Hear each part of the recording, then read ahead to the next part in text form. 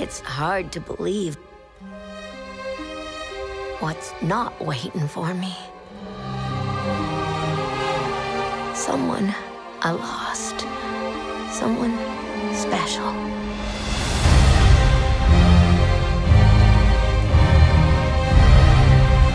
The X-Men are scattered through time. In the past, from the start of Apocalypse's reign, to the future at the height of his rule. The X-Men. I must strike them at their most vulnerable. All right, ladies and gentlemen, sometimes I think you guys forget that I am indeed a review channel because of how much I do cover news on this channel on a daily basis. And today's review is going to be about X-Men 97 Season 2. I cannot wait to get into this. I cannot wait to get into my full thoughts. I will ask you all to please subscribe and leave a like on the video. Comment down below your thoughts on X-Men 97 Season 2. By the end of this video, I will be giving my full score out of 10. Let's go ahead and get into it. All right, ladies and gentlemen, let's go ahead and get into this. X-Men 97 Season 2 is finally done. As I said in the beginning of this video, it's over. All 9 episodes are finally out. I'm finally able to talk about it in full detail. Once again, I'm so sorry for the late review. Kind of been a little busy with this whole Costa Rica situation. But I'm here. I'm chilling. I'm happy to be talking to you guys and to anyone who may be watching on TikTok and Instagram and what other social media platforms that are linked down in the description down below. Guys, this season I have a lot of positives and I have a lot of negatives about it. I have a lot of good to say about it. I have a lot of bad to say about it. I kind of am in the middle of the season. I think the first season of X-Men 97 is so unbelievably good. Obviously X-Men 97 season 1 episode 5, one of the best things that we've ever gotten in the MCU in a very, very long time, and it is so beautifully written. That episode and that season is so, well done. I can't really say the same about this season though. I will say, the first half of this season was great. It was awesome. It had me hooked, and I feel as if you can really, really tell whenever the What If writers came into this season and kind of take over from Bodemayo's work. It is really unfortunate the way that it kind of all went down, behind the scenes with the show and the former showrunner Bodemayo, who is still credited as an executive producer on this show. But the first 4 episodes were definitely all his work, and my gosh, he knocked it out of the park. I think it's episode 4 where this review will contain spoilers. Episode 4 where Magneto dies. That's one of the best episodes in the show. It's so good. And then from there, it's kind of just filler and it's kind of just there, and then we just kind of prolong until we get to the finale, which I think is so unbelievably weird. And the finale itself is so anticlimactic. It's unbelievably weird. Obviously, there are a lot of things that happen in the finale, which some are good, some are bad, some are just okay. I think the good stuff that happens in the finale is honestly Nightcrawler's sacrifice was good. I think everything that they did with Rogue and kind of her arc throughout the season with Remy, I thought was pretty solid. And her kind of glow up that she gets at the end and kind of the full circle moment with her character. I just everything else just seemed very, very lackluster to me. Everything else just seemed kind of really underwhelmed and undercooked. The fact that this freaking if you take out the intro and the recap of this freaking episode, this finale was only 30 minutes long, which is unbelievable. That is insane, and that's without credits. So in reality, it was maybe what, 28, 27 minutes, 26. It's absolutely insane. I just don't know how they fumbled the bag that bad. But look, like I said, I still have a lot of positives with the season. I think the first 4 episodes are great. I think throughout the filler isn't necessarily bad. It's not necessarily bad, but it's also not necessarily great. I think the stuff that they did with Wolverine was pretty interesting.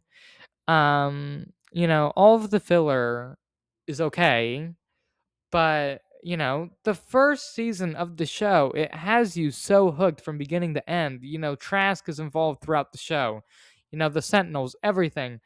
we're all following one consistent through line. And then with this, we start out with a consistent through line, and then it's just kind of going in squibbles a little bit. It's just kind of, it's like a kindergartner trying to draw the freaking Mona Lisa. It's just not gonna work. It's gonna be so messy. It's gonna be so unbelievably out of place. And that's what the filler felt like to me, And the finale just kind of felt like a what if episode, to be honest with you. It kind of felt like, what if Gambit was Apocalypse? Like, it's so unbelievably out of order and so weird.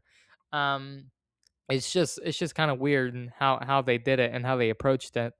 I think they kind of, everyone was just kind of there this season. I felt as if the show took so long to because the 4 episodes were so great, and then everything else after that, it kind of, it took a while to get it going again. And I'm gonna be totally honest with you guys. There were times throughout when the season was coming out that I forgot the season was even happening. Like, that's how kind of bored I got, because I was like, "Oh yeah, right. Season 2 it's freaking out. There's a new episode out today. Oh my god, I totally forgot to watch it. Guess I'll have to watch it tomorrow." Like, it was just kind of those things where the season is just kind of there. Cyclops, Beast, Storm, Forge, everybody in the season, Jean Grey, Rogue, everyone's in the season, and everyone gives great performances, and everyone does a good job as those characters. I'm not knocking any of that.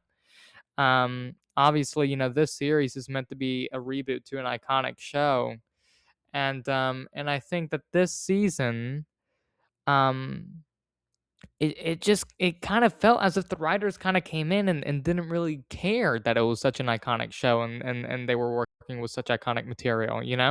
It was just kind of like it was another paycheck. And I've been seeing all these interviews with Brad Winderbaum doing, and going around and kind of promoting the show and whatever. He doesn't seem to even be too pleased with the season himself, by the way that he says that he's happy with it, but his face doesn't really show it. And I would say to Mr. Bodemayo to lock in, and let's not have the what if writers on this show. That's not what we need at all. The general audience did not resonate with what if whatsoever. It was there. It was okay. I honestly haven't really watched too much of it, because I watched a few episodes and I was just kind of out of it. I just think that the MCU right now is kind of in its course correction phase. We did just get news the other day that they will be cutting back on the amount of live action and animation. They'll just be cutting back on TV in general. Over there at Marvel, which sucks considering Brad Winderbaum did just get promoted to the head of Marvel Television. But I think it's the right thing to do. And I think with the shows that they are doing, like Daredevil Born Again, like X-Men 97, like all of these things, like Vision Quest, which will be coming out in October, I think they need to be taking as much care of these characters as possible and really making sure that everybody who's working on this show, and on these projects, really do care for these characters. Um, and so, with all that being said, I think the Apocalypse storyline started out really, really well. It was really, really well written. Everything with Charles and any storyline with Charles and Eric, Professor X and Magneto is always great to see. It's always awesome. And what they do with this and within these first 4 episodes it's pretty great. It's pretty awesome. The writing is stellar. You have Magneto dropping bars as usual. And you have Apocalypse also being an absolute menace. We get King the Conqueror as well, which I don't really know where they're going to be going with that. But I'm intrigued to see if he is indeed involved in a season 3 of this show. You know, the season was there, and the season was good, but the season was not great or phenomenal like season 1 was. It was just kind of good. It was kind of like great. Now I can rewatch 2 seasons of this show, which I love so much. That's kind of how I see it. Yeah, let me know that in the comments if I'm forgetting anything. I probably am, and I will come back and make a separate video if I am. Let me know if there's any specific things that you guys want me to talk about moving forward in regards to the show, and I'll totally be up to making a whole other video talking about it. But as for my score for this season, I think I'm gonna give it. I'm somewhere between a 7.5 and an 8 out of 10. It is nowhere near a 9 out of 10. Now, if the show had continued its momentum from episode 4, this could very well have been a 9 out of 10, 10 out of 10 season. But it just kind of fell off with its filler and kind of doing unnecessary things with these characters, and it's unfortunate, but it is what it is. And I can't wait for season 3. I hope it's great, and I hope that these writers really come in and kind of lock in a little bit. I really hope it's one of those situations where the writers kind of came in and they kind of didn't really know where to pick up to kind of pick up from, and from everything that was left to them. And I really hope it was just one of those things where the writers didn't really know what to do, and kind of was just left in a really weird place. But I hope they lock in for season 3, and I hope it's great. But yeah, I think I'm gonna lock my score in for an 8 out of 10. It was good, wasn't great, but it was good, and it was enjoyable, and it was awesome. And Nightcrawler's sacrifice is so unbelievably sad. I cannot believe I haven't even talked about that yet. But hopefully we see him back in some sort of capacity for season 3. I love that character; he's so great.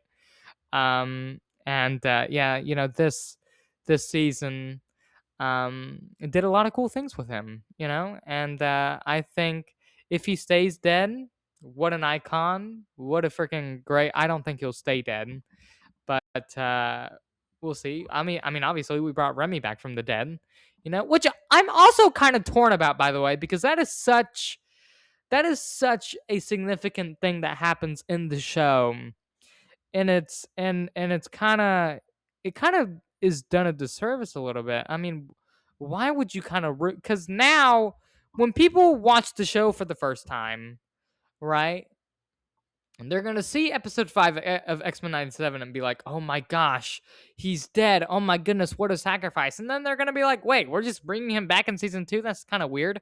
And I think the same could be said for people who have been keeping up with the show, being like, "That is such an iconic moment in the show's history," and then you're just gonna bring him back. I don't know. It was just kind of weird. Paul Bettany did talk about at D23 how nobody stays dead unless Kevin Feige says you're dead. So, I guess that's kind of true in this aspect. Obviously, we're getting RDJ back as Doctor Doom. And, it's just kind of crazy for Doomsday, and we're probably going to be seeing him back as Iron Man for Secret Wars. And it was just announced that he is back as Iron Man for a New Avengers Campus, right? I'm pretty sure. It's unbelievable. So at Disney World. So guys, that's been my review for X-Men '97 season 2. I know it's been a lot of just waffling. And yeah, tonight, or as when I'm recording this tonight, we have the first episode of Lanterns, and I'll be having my review out for that for the first episode as soon as possible. And yeah, guys, I've been Joshua Arce, Joshua Reviews. Movies and more. Make sure to subscribe, leave a like on the video, comment down below your thoughts on X-Men '97 season 2. Let me know your excitement for the future of the MCU. I shall catch you all in the next episode, or in the next review, I should say, not in the next episode because the season's over. I shall catch you all in the next freaking video. Take care and peace.